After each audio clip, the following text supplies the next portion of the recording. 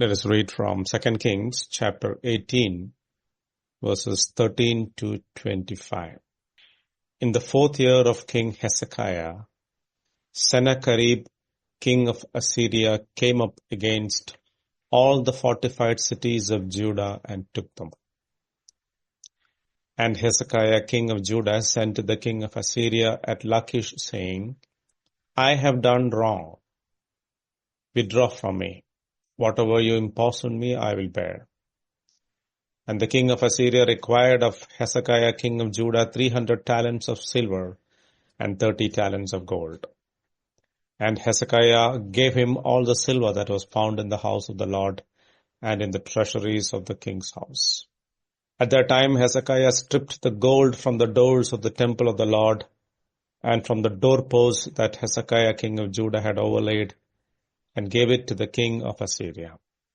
And the king of Assyria sent the Tartan, the Rabsaris, and the Rabshakeh with a great army from Lachish to King Hezekiah at Jerusalem. And they went up and came to Jerusalem.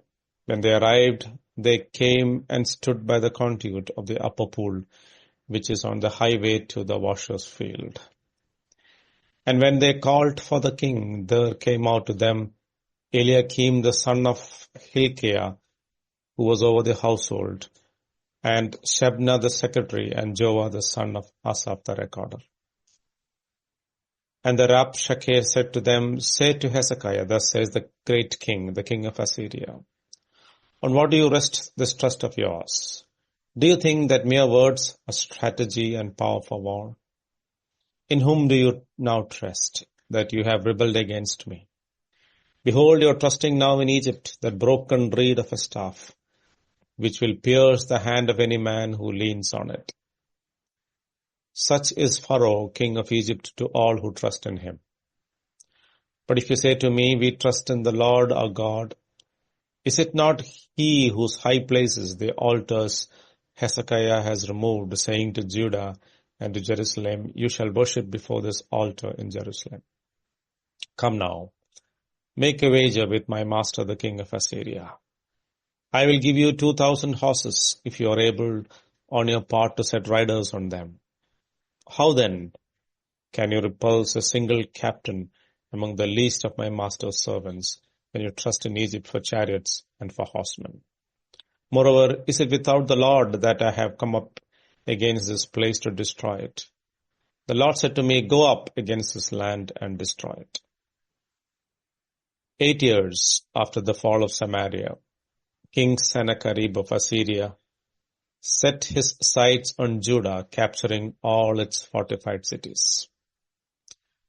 This was a time of fear and uncertainty for Judah.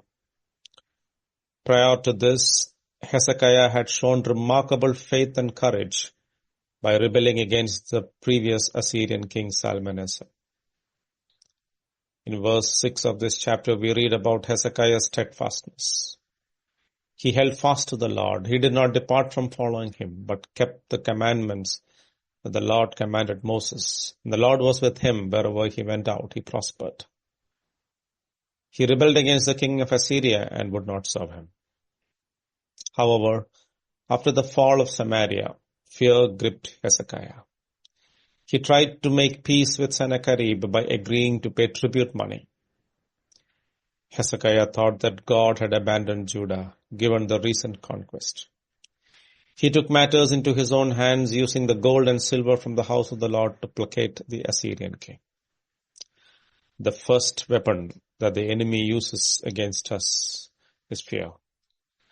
Fear can deceive us into believing that God has abandoned us, leading us to rely solely on ourselves. Hezekiah traded the precious treasures of the Lord's house in return for peace. This is akin to us trading the fear of God to appease our adversaries. But appeasement didn't satisfy the Assyrian king. Hearing of Judah's alliance with Egypt, he was enraged. He sent his officers to Judah at once. The prophet Isaiah had warned against relying on Egypt. Here the Assyrian general also describes it as that broken reed of a staff, which will pierce the hand of any man who leans on it. The enemy often uses our past mistakes to discourage us and fill us with doubt.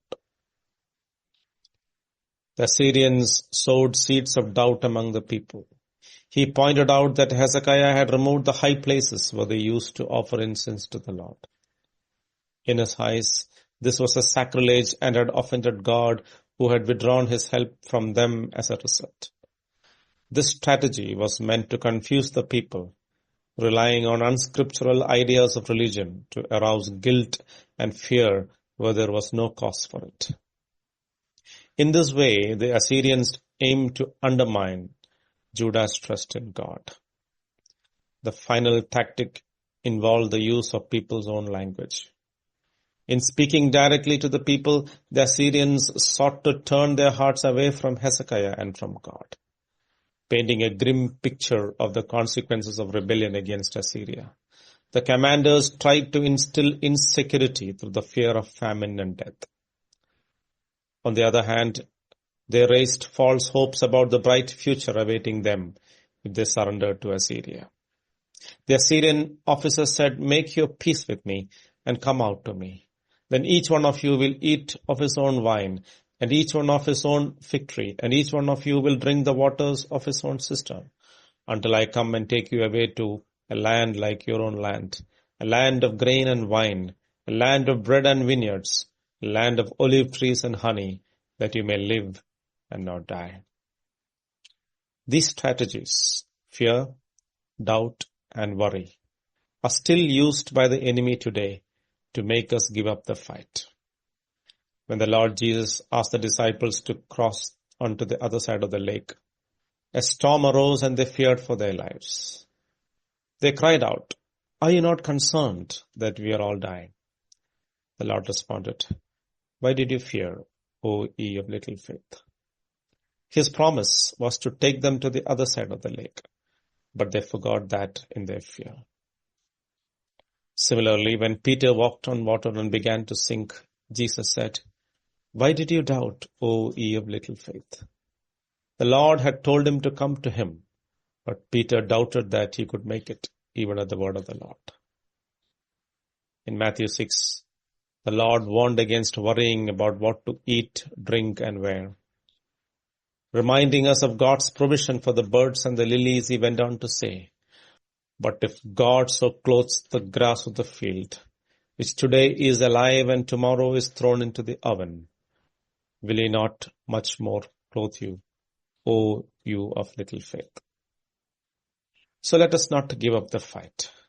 Let us hold fast to the promises of God that he has given to us, just as Hezekiah initially did.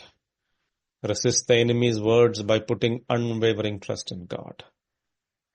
Obey the Lord in heart and action, knowing that God is with us as he was with Hezekiah. Fear, doubt, and worry about our future in this world are the enemy's weapons to make us give up hope in God and turn away. Instead of giving in, let us put on the armor of God. Let us lean heavily on the mighty strength and promises of God.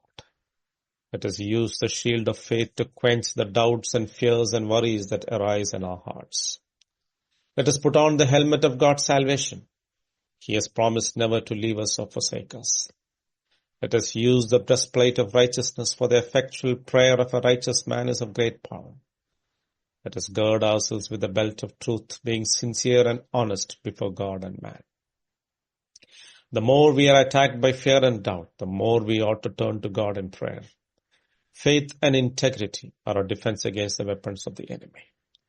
Challenges will always be present in our lives, whether financial struggles, health issues, relationship problems, or threats to our life and well-being. The enemy will try to rouse fear by making us think we are alone, forsaken of God. He will introduce doubt to weaken our faith in God's commands and promises.